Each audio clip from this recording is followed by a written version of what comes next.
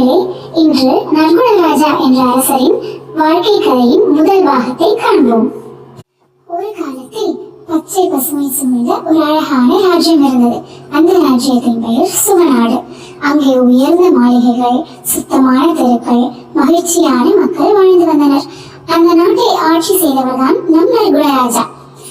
அவர் மிகவும் அன்பானவர், மிகவும் நியாயமானவர், யாரையும் கோபத்தில் தண்டிக்காதவர், முதலில் உண்மையை கேட்பவர். மக்கள் அவரை பார்த்து பயந்ததில்லை, மிகவும் நேசித்து வாழ்ந்தார்கள்.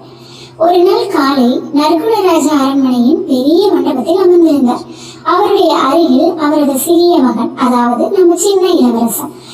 இளவரசன் கேட்டான், அப்பா, நீங்க ஏன் எப்போது எல்லாரையும் பொறுமையோட கேட்கறீங்க அப்படின்னு. நற்குணராஜா மெதுவாக சிரித்தார். மகனே, உண்மையை கேட்க பொறுமை தேவை, பொறுமை இல்லாதவன் நீதியையும் இழக்கிறான் என்று கூறினார்.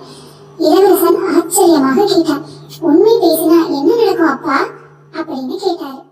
ராஜா சொன்னார், இன்று நீயே அதை பார்க்க போகிறாய் என்று. அதே நாளில் சுகநாட்டின் ஓரத்தில் உள்ள ஒரு சிறிய கிராமத்தில் கண்ணன் என்ற ஒரு சிறுவன் வாழ்ந்தான். கண்ணன் நல்ல பையன்தான், ஆனா ஒரு பழக்கம் மட்டும் சரியில்லை. அது என்னன்னா, பயம் வந்தா போய் சொல்லுவான். அந்த நாள் கண்ணன் தனது நண்பர்களுடன் விளையாடி கொண்டிருந்தான். அருகில் இருந்த விவசாயியின் புதிய குளம் தவறுதலாக விழுந்து உடைந்தது. எல்லாரும் பயந்தார்கள்.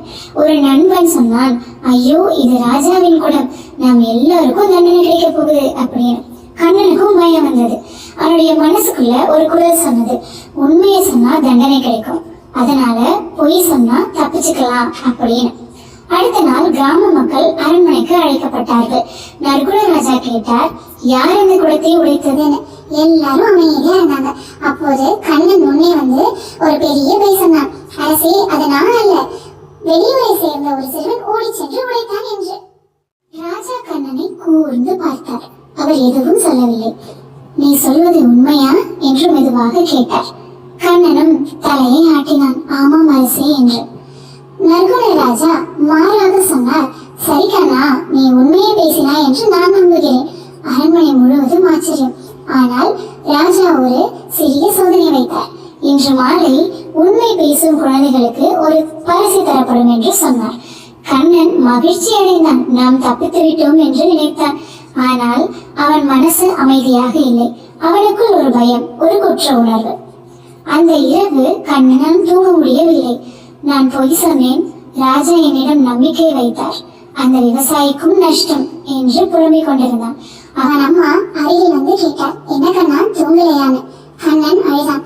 எல்லா உண்மையும் சொன்னான். அம்மா அவனை கட்டி அணைச்சார். உண்மை சொல்ல தைரியம் வேண்டும் கண்ணா, அதுதான் நல்ல குணமும் கூட அப்படின்னு சொன்னான். அடுத்த நாள் காலையில கண்ணன் நேரம் அரண்மனைக்கு ஓடினான்.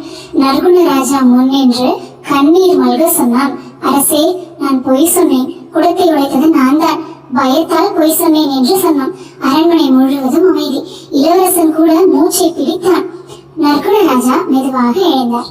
அவர் கண்ணனிடம் வந்து அவருடைய தலையில் கை வைத்தார். கண்ணா, நீ நேற்று பொய் சொன்னாய், அது தவறு. உடனே கண்ணன் தலை குனிந்தான். ஆனால் இன்று நீ உண்மையை சொன்னாய், அதுதான் மிகப்பெரிய தைரியம் என்று கூறினார். அரசர் அனைவரையும் பார்த்து சொன்னார், பொய் சொல்லி தப்பிக்கலாம், ஆனால் அது மனசை காயப்படுத்தும். உண்மை சொல்லினால் தண்டனை வரலாம், ஆனால் அது நம்மை நல்ல மனிதராக மாற்றும். நான் கண்ணனுக்கு தண்டனை தரப்போவதும் இல்லை, ஏனெனில் அவன் உண்மையை தேர்ந்தெடுத்தான். ராஜா கண்ணனுக்கு ஒரு சிறிய பரிசும் கொடுத்தார்.